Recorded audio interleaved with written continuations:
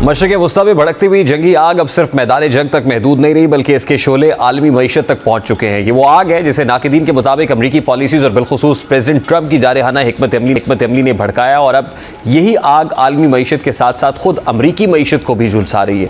Iran के खिलाफ सख्त मौक़िफ़, खित्ते में बढ़ती हुई फौजी कशीदगी और तवानाई के अहम रास्तों पर अदम इस्तेहकाम ने आलमी मंडियों में बेचैनी पैदा कर दी है। नतीजतन तेल की कीमतों में गैर मामूली इजाफा देखने में आ रहा है, जिसके असरात सिर्फ मशरिक़ वस्ता तक महदूद नहीं बल्कि यूरोप, अमेरिका और एशिया समेत पूरी दुनिया की मईशत को मुतासर कर रहे हैं। यही वजह है कि अब हालात इस नहज पर पहुंच चुके हैं जहां अमरीकी सदर को अपने ही फैसलों के माशी नताइज का सामना करना पड़ रहा है और आलमी तवानाई मंडी में इस्तेहकाम लाने के लिए गैर मुतवक्के इकदाम करना पड़ रहे हैं। बढ़ती हुई कशीदगी और बेकाबू होते हुए हालात के पेश नज़र अमरीका को बिलाखिर एक ऐसा फैसला करना पड़ा है जो इसकी पॉलिसी के बरक्स समझा जा रहा है। जैसे कि अमरीकी क़यादत ने तेल की कीमतों को काबू में रखने के लिए आर्जी तौर पर रूसी तेल पर आयद पाबंदियों में नरमी का फैसला किया है।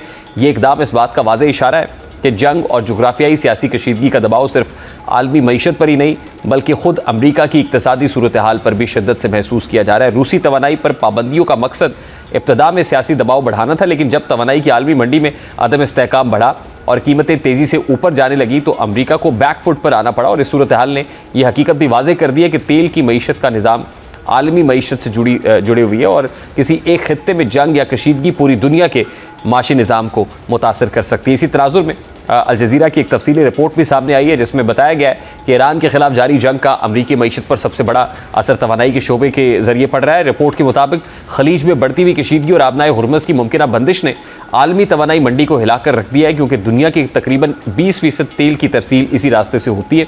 इसलिए अगर ये रास्ता बंद हो जाता है तो इसके असरात पूरी दुनिया की मईशत पर मुरतब होंगे। रिपोर्ट में बताया गया है कि कशीदगी के बायस आलमी मंडी में तेल की कीमतें पहले ही $100 फ़ी बैरल से तजावुज़ कर चुकी, जबकि ईरान की जानिब से खबरदार किया गया है कि अगर सूरत हाल मज़ीद बिगड़ती है तो कीमतें $200 फ़ी बैरल तक भी जा सकती हैं। ऐसी सूरत में न सिर्फ आलमी तवानाई बहरान पैदा हो सकता है बल्कि सनती पैदावार, तिजारत और इक्तसादी सरगर्मियों में भी नुमाया कमी आ सकती है। और रिपोर्ट के मुताबिक इस जंग का दौरानिया इस बात का तयन करेगा कि अमरीकी मईशत पर इसके असरात कितने शदीद होंगे। अगर ये तनाज़ा जल्द ख़त्म हो जाता है तो तेल की कीमतें निस्बतन जल्द मामूल पर आ सकती हैं और आलमी मईशत एक बड़े बहरान से बच सकती है। लेकिन अगर जंग कई हफ्तों या महीनों तक जारी रही तो अमरीका को बढ़ती हुई महंगाई, माशी सुस्त रवि और मुमकिन कसाद बाजारी जैसे खतरात का सामना करना पड़ सकता है। और रिपोर्ट के मुताबिक माशी माहिरीन का कहना है कि अगर तवानाई की कीमतें मुसलसल बुलंद रहीं तो ये सूरत हाल 1970 की दहाई की तरह एक नए माशी बहरान को जन्म दे सकती है। इस तमाम तर सूरत हाल में महंगाई भी बढ़ती है और माशी तरक्की भी रुक जाती है, जिसके नतीजे में अवामी ज़िंदगी और कारोबारी सरगर्मियाँ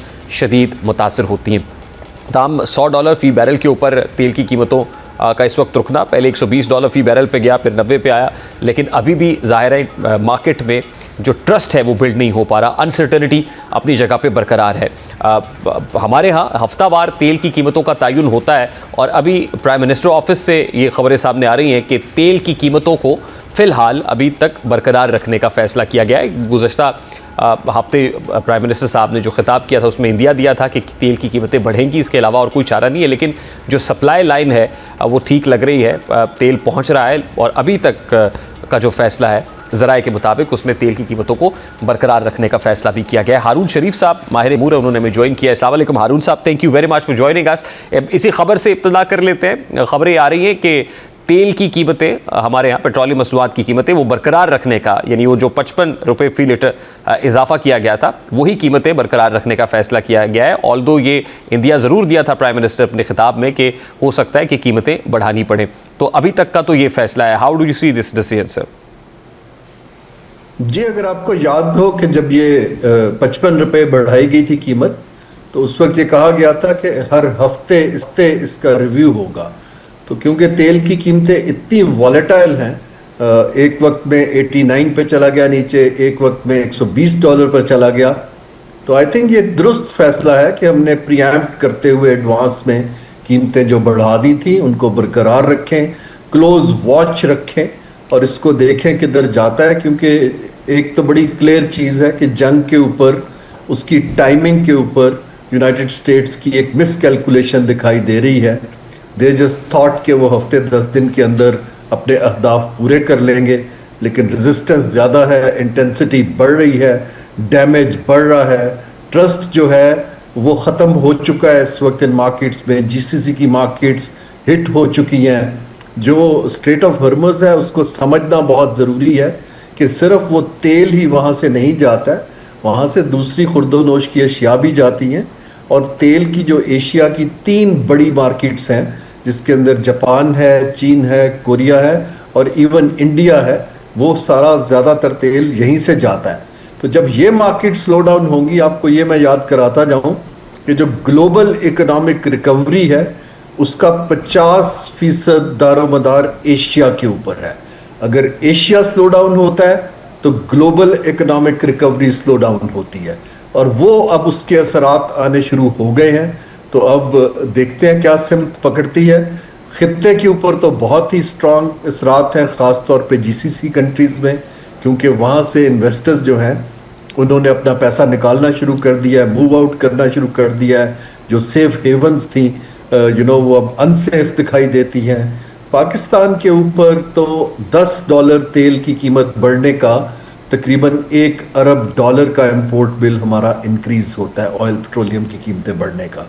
तो हम जो बैलेंस ऑफ पेमेंट की बड़ी टाइट रोप पे चल रहे हैं, हमारे लिए ख़तरा और भी ज़्यादा दिखाई देता है। अब आरूर साहब, एक दिया हुआ पॉलिटिकल स्टेटमेंट पूरी मार्केट पर रिफ्लेक्ट करता है, यानी बहुत ही मेजर्ड और कैलकुलेटेड अंदाज में स्टेटमेंट्स भी देने की ज़रूरत है। अगर अमेरिका ये समझ रहा है और अभी फील कर रहा है कि उसकी जो अब इकोनॉमी है बड़े बुरे तरीके से हिट हो रही है, मगर जो प्रेसिडेंट ट्रंप स्टेटमेंट्स दे रहे हैं, यानी दरमियान में यूँ लगा कि जैसे ये जंग अब ख़त्म होने जा रही है, लेकिन अब जो हालिया स्टेटमेंट सामने आ रहे हैं उससे लगता है कि नहीं, अभी तो ये प्रोलॉन्ग करेगी और ये कई हफ्तों तक जारी रह सकती है और फिर मज़ीद इंटेंसिटी के साथ ईरान को हिट करने की बात भी हो रही है।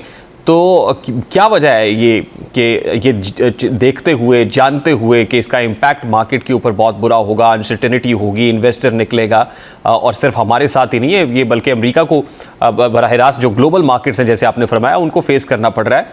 तो क्या वजह है सर, ये कितनी देर तक अगर ये रहता है, मजीद चलता है कई हफ्तों तक, तो फिर ग्लोबल इकोनॉमी के ऊपर क्या इम्पैक्ट होगा इसका? जी, we will be in a deep recession for quite some time, क्योंकि इकोनॉमीज, अगर आपको याद हो, कोविड के बाद मुकम्मल तौर पे रिकवर नहीं की हैं। अभी भी जो यूक्रेन की जंग शुरू हो गई, फिर पैलेस्टाइन में कॉन्फ्लिक्ट बढ़ गया, अब ये शुरू हो गया है।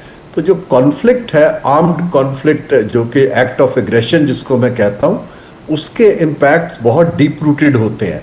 ईरान एक 90 मिलियन लोगों की आबादी का मुल्क है, एक उसकी तारीख है, उनकी एक आइडियोलॉजी है। उसको आप कैसे एक हफ्ते में मार धाड़ करके ख़त्म कर सकते हैं? आई थिंक बड़ी ये जो है इमेच्योर प्लानिंग से किया गया, लेकिन ये ज़रूर है कि उन्होंने उसका इंफ्रास्ट्रक्चर तोड़ दिया है, उसकी टॉप लीडरशिप को मार दिया है। सो उससे ईरान को भी संभलते बहुत टाइम लगेगा। लेकिन ये जो खित्ता है हमारा, अल्लाह का शुक्र है कि पाकिस्तान डायरेक्टली हिट नहीं हुआ, लेकिन इनडायरेक्टली पाकिस्तान के ऊपर इन्फ्लेशनरी प्रेशर्स बहुत बढ़ जाएंगे। I would not be surprise कि इन मंथ और सो के इन्फ्लेशन डबल डिजिट में चली जाए, उससे शरह सूद बढ़ेगी, उससे हमारी जो एक तबका, ख़ास तौर पे जो वेस्ट के 2 प्रोविंसेस हैं जहाँ कॉन्फ्लिक्ट बॉर्डर पर हो रहा है, उनकी इकॉनमी हिट होगी, गुर्बत बढ़ेगी।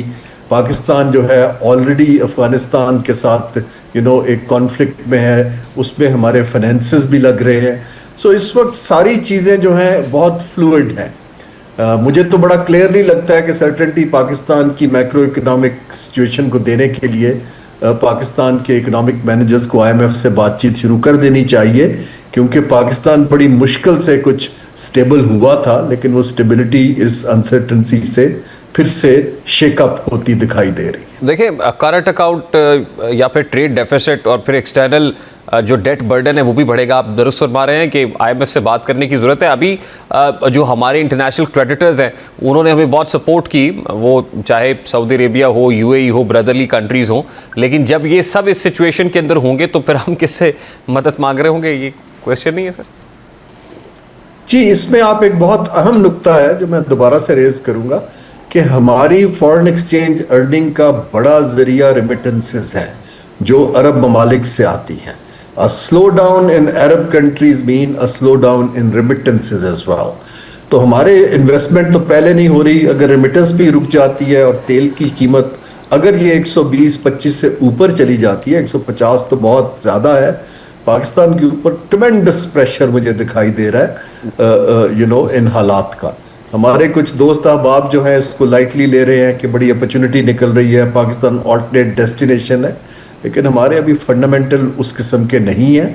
हमें बड़ा केयरफुली ट्रेड करना है कि इसको कैसे करें। ये जो डिपॉजिट्स हैं दोस्त ममालिक के, इसमें एक अहम चीज़ ये होती है कि ये डिपॉजिट्स किसी इकोनॉमिक वैल्यू प्रोपोजिशन के अगेंस्ट नहीं दिए जाते।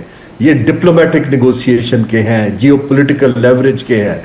अगर वहाँ कल को लिक्विडिटी क्रंच आता है तो डिपॉजिट्स की सर्टेनिटी भी नहीं है, वो वापस मांग सकते हैं अनलेस एंड अनटिल के हम उनको ओपनली जो हमारे सिक्योरिटी कॉन्ट्रैक्ट्स हैं उसके तहत प्रोटेक्शन प्रोवाइड करें, बाकी सर्विसेज दें। So cost of these deposits जो है वो खाली इंटरेस्ट रेट नहीं है, इसकी एक जियोपॉलिटिकल कॉस्ट है। सो इन सारी चीज़ों में मेरी तो राय ये है कि हुकूमत को जो अभी उन्होंने मैयर्स अनाउंस किए हैं उनको ड्रास्टिकली इंक्रीज करना चाहिए, अपने मेगा इंफ्रास्ट्रक्चर प्रोजेक्ट्स को डिफर कर देना चाहिए, पैसे रुपया भी बचाएं ताकि लोगों की वेलफेयर पे लगा सकें, डॉलर भी बचाएं, इंपोर्ट्स को कम करें और अपना जो ऑल्टरनेट हमारी एक्सपोर्ट अच्छी कर रही हैं कंपनियां, उनके पीछे खड़े हो जाएं कि उनकी एक्सपोर्ट बढ़ाई जा सके ताकि कुछ फॉरेन एक्सचेंज आ सके। बहुत बहुत शुक्रिया।